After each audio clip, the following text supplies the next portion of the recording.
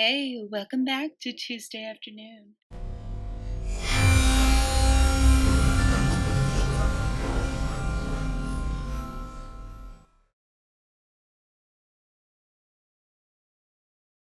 Hi everybody, it's Tuesday and welcome back. And today we're making the Vent Music Man from Security Breach.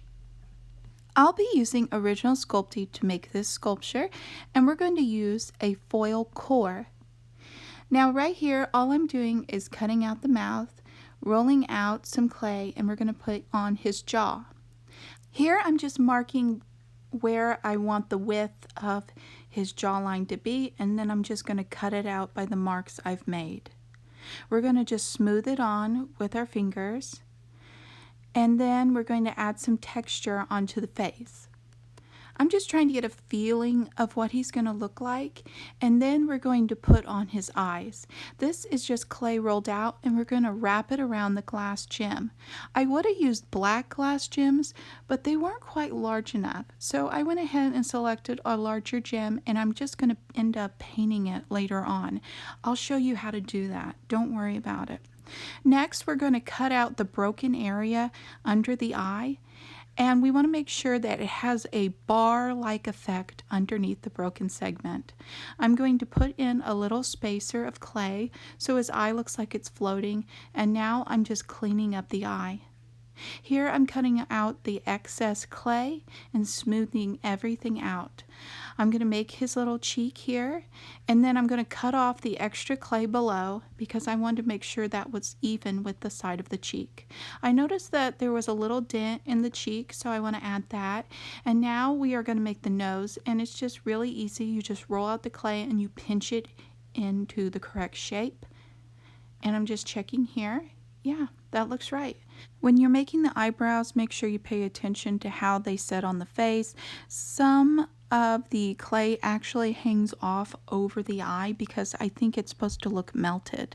Here I'm just putting in the lip. Just keep it a nice crisp edge and just slowly go around. Remember to cut out the area where there's the broken segment in the face.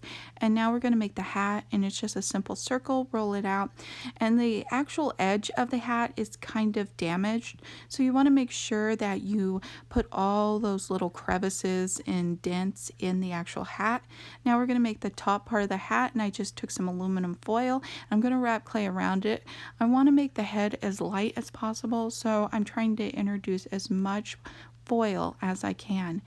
And I'm also going to add some texture to the top of the hat, and then I'm going to add a strip of clay around the hat. And you just kind of break it off and smooth it with a tool, or you can do it with your finger, whichever is easier for you. Next, add some texture over the strip and onto the top of the hat so it looks melted, and we're going to do the teeth next. We're going to roll out some polymer clay, and then we're going to cut it to the correct width. You want to make sure that the teeth fit in really nice, so go ahead and kind of measure it out if you need to. I'm going to use a tool, and I'm going to mark the placement of the teeth. This will make it easier when I'm painting it to make sure I get nice crisp lines in. And now I'm just cutting out the places where the teeth are chipped, and I'm just going to push that into place, and hopefully it stays in place when we're baking it, but we always can glue it if it falls out. Next, I'm going to make his torso, and it's just a lot of aluminum foil, and we're going to cut segments of clay into the pattern on the chest. If you like my content, please like and subscribe. If you have any questions, please let me know below. I'm always happy to help. And I appreciate all your comments and your suggestions. It's because of this community that I can make what I love. And thank you. I'm just making the front part where the speaker is. I'm going to take a piece of clay, and I'm just going to wrap it around where the speaker goes. And then I'm going to take another piece of clay, and I'm going to push it into the center, and I'm going to add a little bit of texture with the tool. Here I'm just cutting out the clay, and I'm going to smooth it out. And now we're going to actually do the area where it's broken on his torso. And I was going to actually leave this area vacant, or even like do an indented area, kind of a concave area, but I decided to actually just put some clay here and smooth it out. I thought that would be more of a stable way to make it. And I really like how it turned out. And I'm just going to add a little bit of texture with my tool. I want him to look as close as possible to the character. So I'm going to make a lip around where the arm is going to go and a circle to create an effect like a ball joint. His arms aren't actually going to be able to move very much since I want him to be able to hold the symbols up. So I'm going to have to kind of secure them into place. Here I'm making the key in the back, and then we're going to put a rim around the area where the key is. I want to smooth this out. Next, I'm going to stick a tool in to kind of push it out to make sure I get the hole the correct size I want the key to be. All the key is a rolled out piece of clay. I made a little notch in the end so I can insert the top of the key. I'm going to use actually tag board. You can also use Bristol paper. I cut out a little template so I can just make sure it matches the model and it fits in nicely before I cut everything out. Here I'm making the hands, and the hands are really easy. I'm just going to take some clay and I'm going to pull each individual finger out. Remember when you're sculpting the fingers that you want them to be wrapped around the symbols. The symbols are actually going to be made in two parts, and I'm going to make the handles separate. This will make it easier to assemble them when we're done with the sculpting process. When I was looking at the character model, I actually saw that his gloves he was wearing were actually torn. It is up to you if you want to add the torn area in the gloves. I think it's really neat. So just use a similar process to how we did the torso. Cut the clay away and make it look like it has a fabric ripped look. Here I'm making the actual forearm. I ended up covering this with cloth, but if you want, you can just use clay instead. I wanted to have a ripped look, so I am actually pulling the clay and making it really thin. Here we're going to make the symbols, and I'm just using a slump mold technique. Just put some aluminum foil down, and then you're going to slump the clay over it. I'm making sure the handles fit on nicely, and here I'm using a heavy gauge wire. I'm actually going to use polymer clay over this.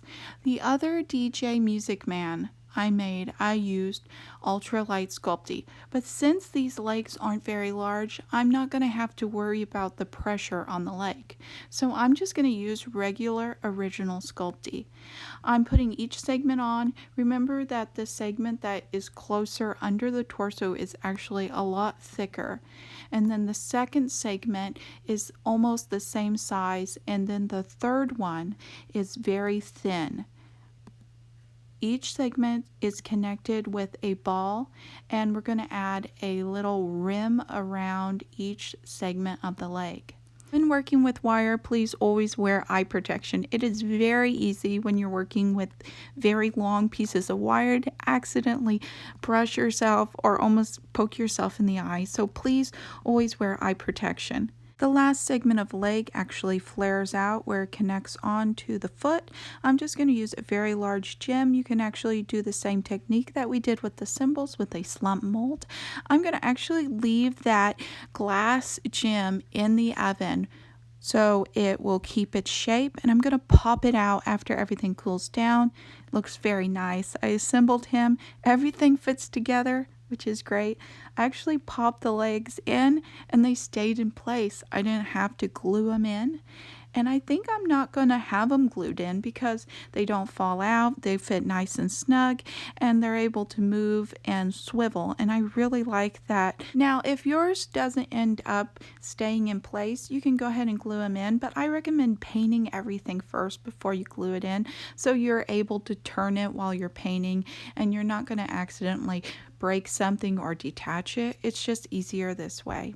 Here I'm painting the hands, and I just want the gloves to really look like they are on over his mechanical hands. I went ahead and I painted in the animatronic underneath the glove, and here I'm just going to add some material on over. This is t-shirt like material. You can go ahead and use that, or you can just use cotton material. Just remember when you're putting the glue on, don't add too much. If you like, you can just paint the clay the same red color and add in shading. It's really up to you. I just wanted it to look as close as possible to the actual character model. So we're going to be painting in some of the black areas. I'm going to use black acrylic paint. Don't use anything with gloss in it. And we're going to also paint in the eyes. We're going to do 3 layers of black paint. Let each layer dry. And then you're going to want to put a layer of varathane polyurethane over that. I would recommend even doing 3 layers of that, but just make sure every layer is dry. It will give it a glass-like appearance, and you will barely be able to tell that it isn't glass. Here I'm just going to paint in all the distressed areas after I get the initial torso painted. I'm going to use a mix of acrylic black paint to give it that beaten look, but also I'm going to use chalk pastel that I've shaved off and applied with a brush. We're going to paint the head. As you can see here, I hadn't applied the varnish to the eyes yet. And then after that, we're going to paint the symbols, and I used Folk Art Metallic Rose Antique Gold acrylic paint. Want to apply that to the key also on the back. Here we're just going to attach the arms. I'm just going to use the normal gauge that I usually use for the arms. I don't need anything really heavy duty for the arms, and I have made arms in the past, and you can look and see how I assembled them, but they're really easy because you made that hole in the hand earlier. You just glue it to the wire, and that should secure it very nicely. The legs are just painted purple and white, and then I added a layer of black paint to distress it and kind of accentuate all those little crevices and melted parts. And here he is, all done. What do you think? I really like it. I think this might be one of my favorite sculptures that I've done. I really like the janitor from Little Nightmares, so it's either him or the Vent Music Man. I don't know. Which one's your favorite? And are you going to make it? Let me know below. I always appreciate all your comments, and it means so much to me that I can help somebody make one of their very own. Please like and subscribe if you like these videos. Let me know what you would like to see me make next, or what animatronic you want to see next. I appreciate it. I really do. I hope you have a wonderful day. Thank you so much for watching. Bye.